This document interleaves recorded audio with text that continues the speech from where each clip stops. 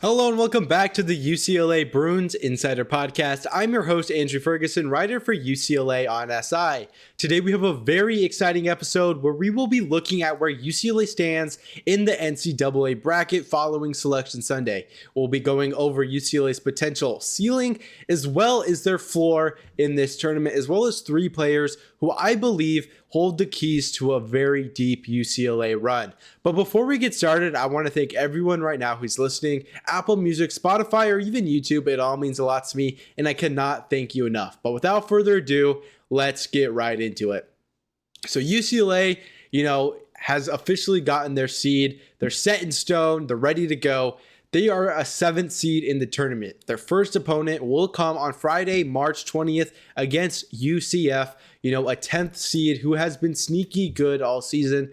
I think, again, UCLA has gotten a lot of momentum recently. Think back to the regular season with a win over number 9 Nebraska, then USC, and then in the Big Ten tournament, they were able to beat Rutgers. And then after that, they were able to upset number, I believe, 8 Michigan State. They would lose to Purdue, but again, that game was riddled with injuries, so that doesn't really, tell the full tale of how UCLA has been performing recently.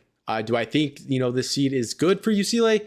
I'm kind of in between, right? A 7th seed, good, great. But on any other side of the bracket, I think UCLA would have been in much better shape. Right now, they are in the Eastern bracket, meaning the number 1 overall seed is Duke. And there are a lot of good teams in this one. The number 5 St. John's, number 4 Kansas, obviously Michigan State there at the 3 seed, and then UCLA's potential second round opponent, number 2 UConn. And any other side of the bracket, I feel like UCLA could have made a deeper push. So kind of taking that into account, it'll kind of limit their ceiling and their floor a little bit more. But it's just unfortunate, but that's college basketball. If UCLA could, stand the test of time and make a deeper run, win the games they need to win, I think they will be set to, even win the tournament outright. It's unlikely, but that is a possibility. And we'll kind of go into that later.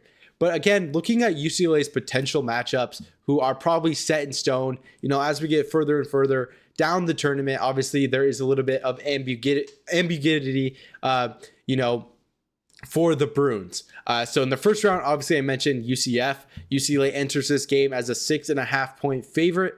Good odds. I think UCF is a good team, with Donovan Dent and Tyler Bilodeau not necessarily coming off of fresh legs. Both were injured in the Big Ten tournament.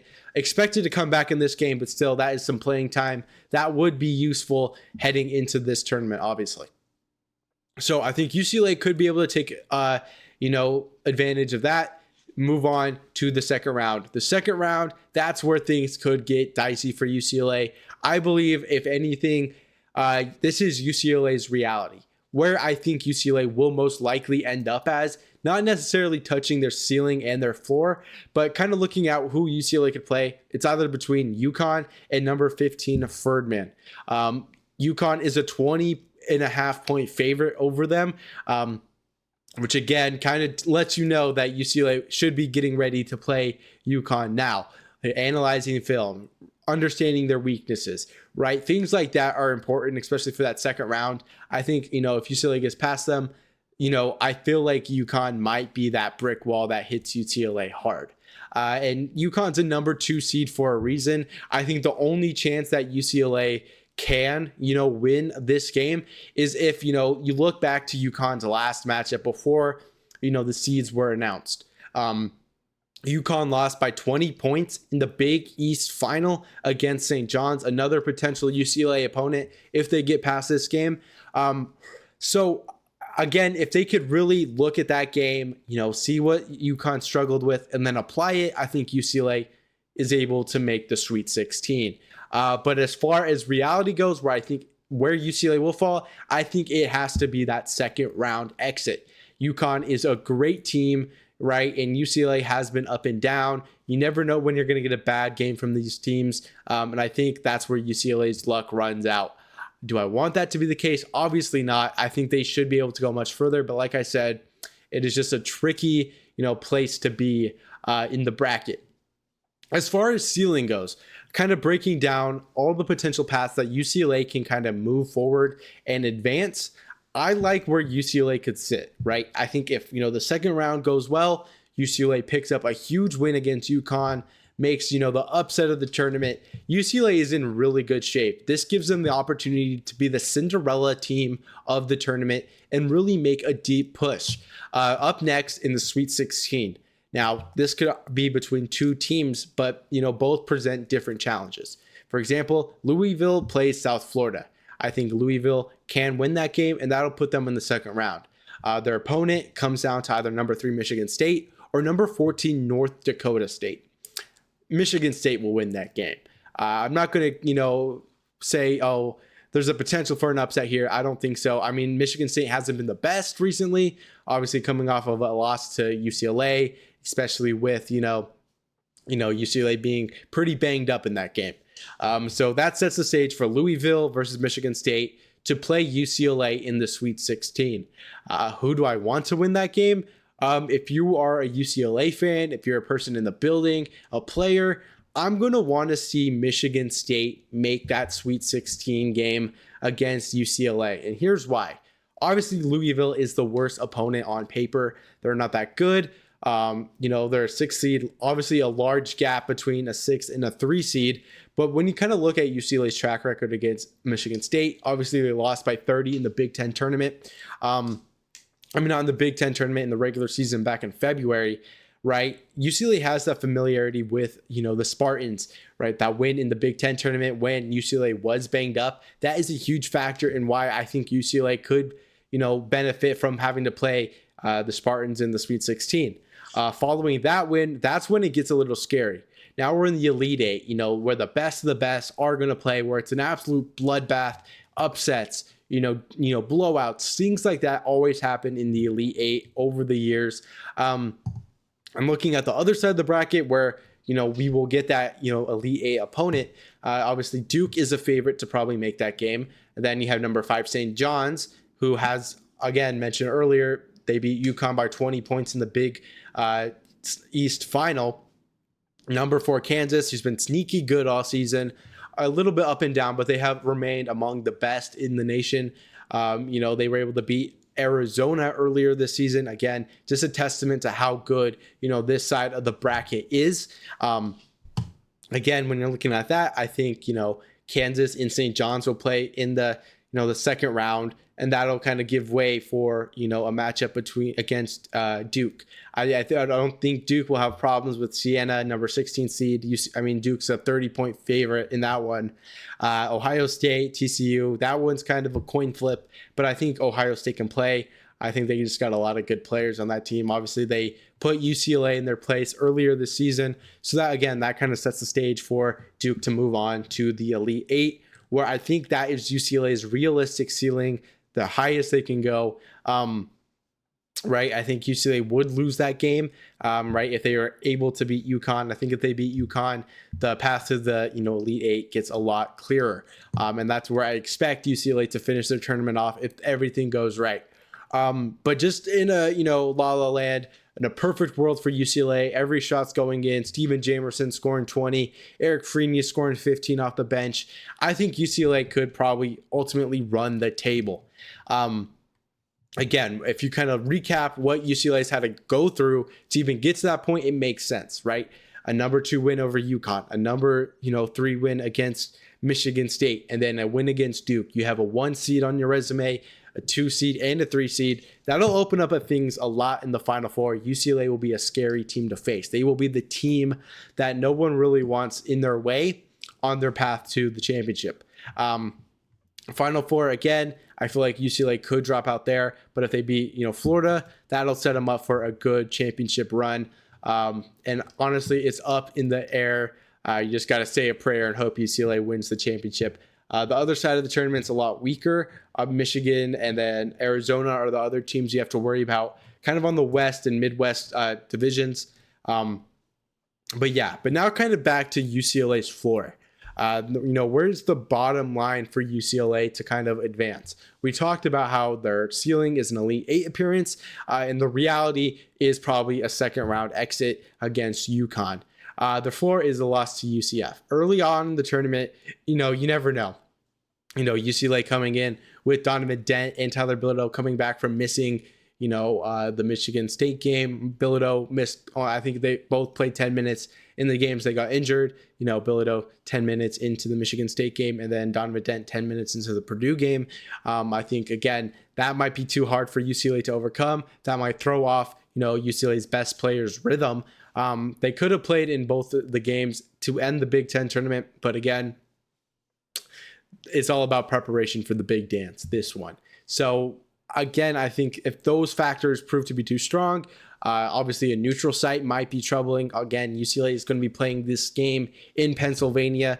We obviously saw UCLA kind of make some noise in the Big Ten tournament when they played in Chicago, right? But again, that might be too hard to overcome if you're UCLA.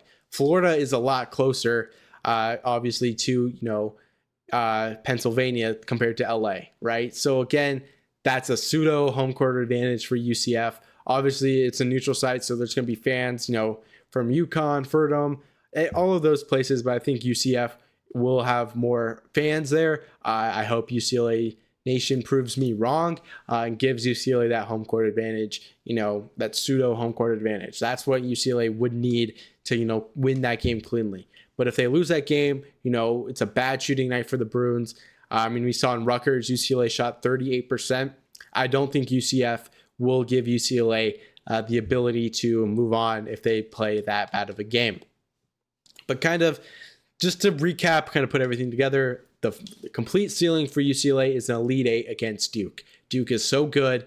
They proved that all year. They are going to be the team to take down UCLA if they reach their ceiling. The reality is going to be a loss to UConn. Their floor, a loss to UCF in the first round. Not bad per se when you kind of take in everything that UCLA has had to go through this season, especially now with injuries stacking up. It's scary for sure. But now I'm going to kind of wrap up and talk about three players who I want to see play their best throughout this tournament. Number one, Donovan Dent. He's the heart of the team, the floor general. He's going to give you 10 plus assists every night. His scoring up and down, but I think if he could find his stride, scoring, his rhythm, drive to the basket, get, to the line 8 times, I think UCLA will be able to, use that and make a deep run. Obviously, his assist is going to open up the door for other players to really shine. Trent Perry, Tyler Bilodeau, Eric Daly Jr., Xavier Booker. Those are all players who benefit a lot from Donovan Dent, and that's why it's essential for Dent to play some of his best basketball now. Obviously, we've seen his ceiling, right? He's 30 points in 25-point game against USC. I think he's on like 75 assists to 4 turnovers, something like that in the last couple of games. Just an amazing player, and that's who UCLA will need to, really push the needle. The next player is Trent Perry. I kind of teased him when I was talking about Donovan Dent, but when you kind of look at what the impact he brings efficient shooting, that offensive, versatility that, not many players on UCLA can kind of replicate. We know how stagnant some of the other Bruins are when they do score. For example, Eric Daly Jr. is really good at those one-on-ones. Is he a good spot-up shooter? A little bit, but not as good as Trent Perry. Perry can win anywhere from the court. And he's not really that most talked about player. He's going to be a player who can catch these teams by surprise. And that's why I believe he will be essential to UCLA, reaching their ceiling of an Elite Eight. Up next, I really want to see Brandon Williams shine. I know this one is kind of out in right field, a player you don't really expect to be on the top 3 Bruins who will make UCLA's deep tournament run possible. But when you kind of look at the roster, obviously Bilodeau is going to play well. Daly Jr., those are all players who are expected to play well. Sky Clark even. But to get a player who rises really high in March is just as important as the players who already are good playing well, right? I think what Brandon Williams has shown, I think he's shown as a physical inside player that UCLA really needs now. When you look at Purdue, Oscar Clough had, I think, 15 points, 17 points. He had a lot of points and a lot of rebounds, 14 rebounds against UCLA. When you look at what UCLA's, center positions were, Booker and Jamerson got reps there. They combined for 2 rebounds to Oscar Clough's 14. So again, UCLA is going to need that big guy in the paint, kind of dictating what happens under the basket. And I think Brandon Williams could be that guy who can rise. Obviously, we know he can shoot, score under the basket. He is that all-around player who I just want to see excel in this tournament. If he can do that, UCLA will be in a great place to really make a deep run. But again, those are all the players who I really think, obviously I could talk about Bilodeau, Daly, players like that to make a big impact. But for now, those three players, obviously Dent needs to be his best. UCLA is better when he's good. Trent Perry, again, another player who can kind of catch teams off guard by shooting well and scoring a lot of points. 20, 15-point games will be needed. And then Brandon Williams, filling that hole that, that has been left all season and really help the rebounding margin between these teams kind of close. But that's all I have. UCLA 7th seed, higher than expected for a lot of people. But again, that's all I have today. And thank you so much for watching. It's going to be exciting to watch some Bruins basketball. And as always, fours up and have a good day.